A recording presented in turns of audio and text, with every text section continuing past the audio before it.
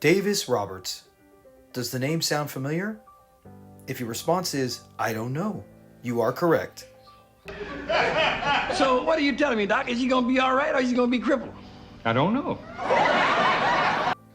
Better known as the fan favorite house call doctor from Sanford & Son, Dr. Caldwell. Born on March 7th, 1917 in the state of Alabama, he was named after his father, his name Robert Alphonse Davis. His parents had him at the young age of 21 and 20. By the 1930s, his siblings grew to the number of 5. They had moved to Tennessee and his father appeared to be out of the house, at least according to the 1930 U.S. Census. By the 40s, he and some of his siblings moved to Chicago, where he would go on to graduate from Phillips High School. While there, Roberts helped edit on the school newspaper staff. While attending the University of Chicago, Roberts performed with the local theater groups.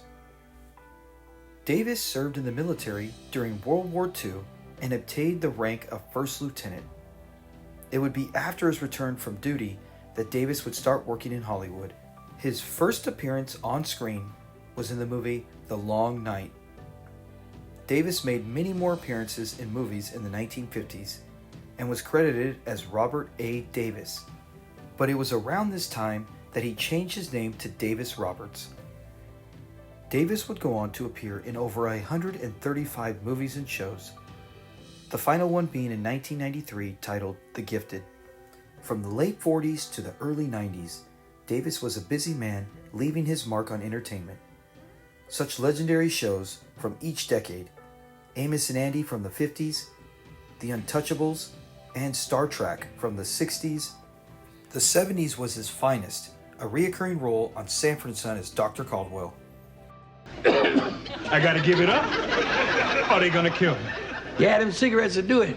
No, I'm talking about driving on the freeways.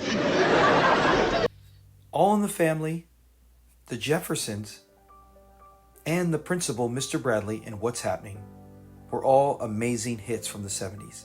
The 80s were just as busy for Davis. St. Elsewhere, Hill Street Blues, Designing Women. Roberts could do comedy, suspense, drama, you named it, he could do it. A talented actor who could always get the part. Roberts contributed in other various organizations as well.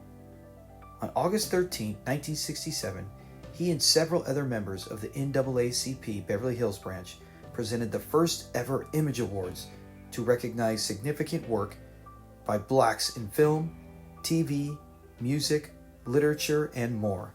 It's still going to this day, and it started to be nationally televised in 1994.